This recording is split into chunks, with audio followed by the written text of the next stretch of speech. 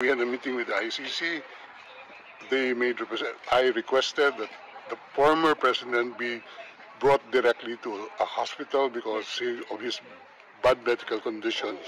It was almost a 24-hour flight. He just came from Hong Kong, not allowed to visit his home, not even allowed to see a doctor in a hospital before he could be transported here. Now, we made the request for a hospitalization, and they gave the assurance that he will be brought to a hospital. And I asked for the name of the hospital. Up to now, they have not given us the name of the hospital. So we took the position that he could have been brought here directly, and we are told that there is no President Duterte inside the facility. We are at a loss at this time, and I think this is part of their grand plan, no? To kidnap the president, to extract the president from the Philippines, and brought to a jet without known destination.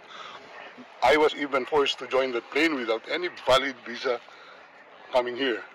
Sir, can we expound lang when you said that there is no President Duterte inside? They are telling me that there is no Rodrigo R. Duterte inside this facility. Okay. You requested for a visit today, and it was approved, sir, right?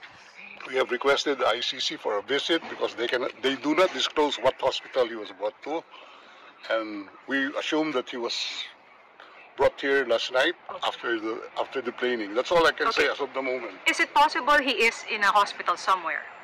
I hope he is in a hospital somewhere, but not in this facility. He is allowed, according to ICC regulations, any detainee is allowed to communicate. Has he communicated to any of you? None. Zero, sir. We don't have any opportunity. We don't know where he is right now. He doesn't even have his medicines with him. Pero doon po siya sa ambulance sumakay? Sinakay siya sa ambulance, binigay lang namin yung mga records sa kanya, and sabi he will be well taken care of. Right. And we will be informed immediately of the name of the hospital, but hanggang ngayon, nakakalungkot at ganito ginagawa nila. So, Sec, what's the next step? What are the plans? We are going back to the ICC and ask them where he is right now, because a family member is waiting here to see him. Yes. Well, how is the Vice President? Well, she's waiting. Okay. And I would assume the President would want to see one of the members of this family at this So, point. Sec, the Vice President wants to see him. Is there a schedule for her visit now? That's what we are arranging, but we're at a loss where he is right now. Okay. So, how about you, sir? Alis muna pa ba kayo? Alis ako dito. Pinapalabas nga kami. Oh my God. Anong gusto nilang gawin? Standby ako dito. Ang lamig-lamig. Ano po yung response nila sa inyo nung nag-request po kayo for a visit? Wala. Ayan. Wala daw, request for a visit dito. Wala daw ano dito. Walang preso by the name of President Rodrigo. Sir, hindi yan totoo kasi nandoon kami. Mamaya na pa. Pero sir, the embassy said that you're allowed a visit. Ano kayang pinagmumulan nun? Hindi. Ano yan?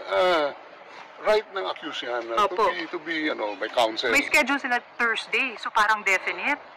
I don't know with them. But Or it's- ako, as far as my understanding of the law is, he has the right to counsel at any time. And you're acting as an official. One of the counsel, and they don't even recognize my appearance here. Okay. Nasaan po si VP Sara? I don't know where she is right now. Hindi po kayo nakita? Nag-usap lang kami sa telepono, pero wala pang until. So, Alright.